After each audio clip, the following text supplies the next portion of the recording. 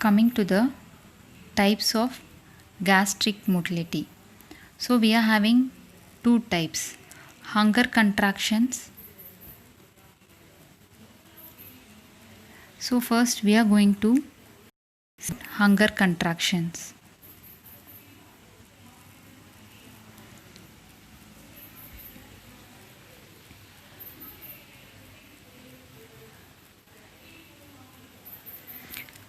When stomach is empty, motility of stomach increases. If stomach is allowed to remain empty for a longer duration, contractions become vigorous. These are called hunger contraction. So, usually hunger contractions are distressing and painful. Antral contractions are intense. In such situation and are associated with relaxation of pyloric sphincter. So next, coming to the gastric relaxation. So gastric motility is of two types, hunger contractions and gastric relaxation. Now we saw hunger contraction. Next, coming to the gastric relaxation. Gastric relaxation.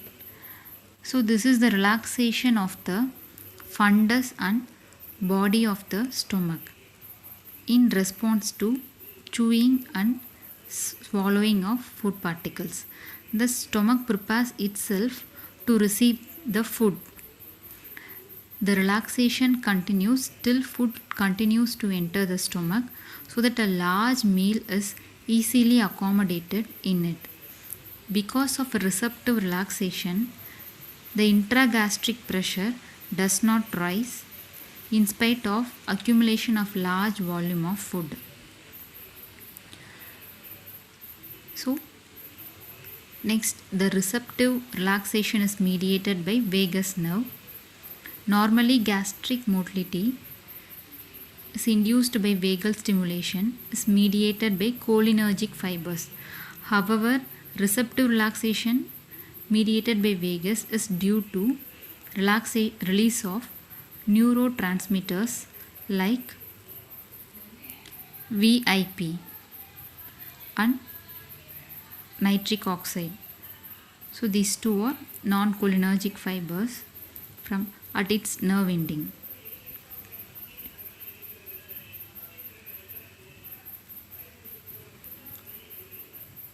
So next, coming to the migrating motor complex. So migrating motor complex, during the interdigestive phase, antrum of the stomach remains silent for about 75 to 90 minutes, after which a burst of electrical and motor activities occurs. So this causes intense antral contraction with relaxation of pylorus. Therefore, the remaining gastric content is emptied into the duodenum. The wave of contraction progresses from stomach towards the terminal ileum. Thus, it helps in cleaning the stomach and intestine and keeps the GI tract ready for next meal. Usually, it is repeated every 90 minutes during interdigestive phase. So, migrating motor complex.